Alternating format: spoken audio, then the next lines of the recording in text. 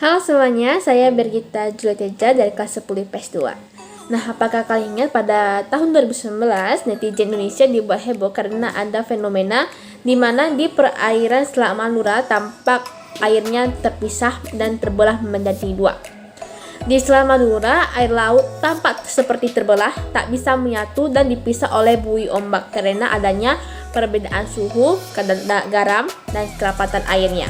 Jadi begini ya, ini hal yang sudah biasa sebenarnya, sudah sering terjadi. Cuman kemarin skalanya agak lebih memanjang, terpantau sampai Sampang. Sampang itu sekitar 60 km dari situ. Madura. Jadi ini fenomena halocline. Artinya apa? Ini semacam kondisi air akibat perbedaan antara dari timur dan dari barat Laut Jawa. Jadi perbedaan kerapatan air, salinitas atau kadar garam yang berbeda, kekeruan dan tegangan permukaan air. Itu yang menciptakan darat dua api seperti yang terjadi di Selat Gibraltar atau di Selat Sunda.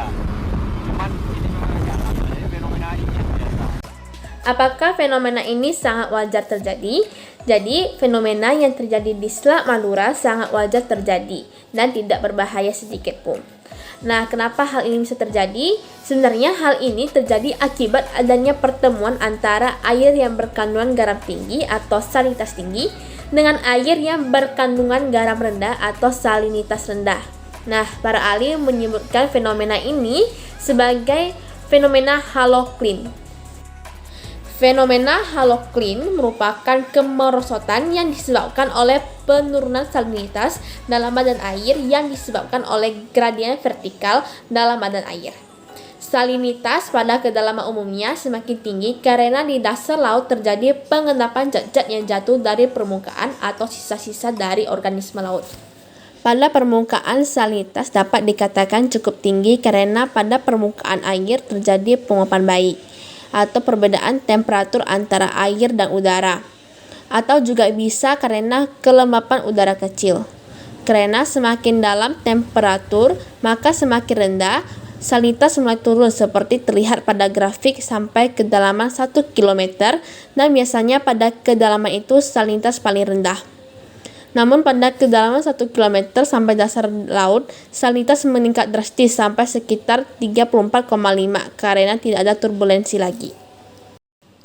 Halocline adalah sebuah zona vertikal di dalam laut di mana kadar garam berubah dengan cepat sejalan dengan perubahan kedalaman.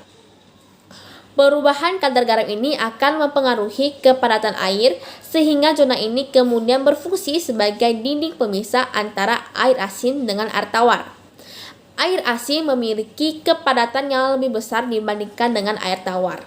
Ini membuat ia memiliki berat jenis yang juga lebih besar. Karena itu wajar jika air tawar berada di atas air asin. Ketika kedua jenis air ini bertemu, akan membuat lapisan halocline yang berfungsi sebagai pemisah di antara keduanya. Peristiwa ini tidak hanya terjadi di semua pantai atau di bagian laut, namun juga sering dijumpai terjadi di gua-gua air yang terhubung ke laut seperti Cenote Angelita. Perbatasan antara air asin dan air tawar atau fenomena halocline pada Cenote Angelita berada pada kedalaman sekitar 33 meter. Dalam kasus ini, air tawar di permukaan berasal dari air hujan. Kamu bisa melakukan eksperimen. Sebagai contoh, masukkan air asin ke dalam sebuah gelas hingga setengah gelas terisi. Lalu, taruhlah spons di atas air. Setelah itu, tuangkan air tawar perlahan-lahan ke dalam gelas.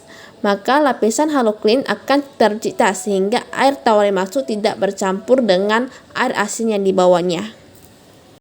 Sekian presentasi dari saya, mohon maaf jika ada kesalahan kata maupun informasi. Semoga pada video ini dapat menambah pengetahuan kita. Terima kasih.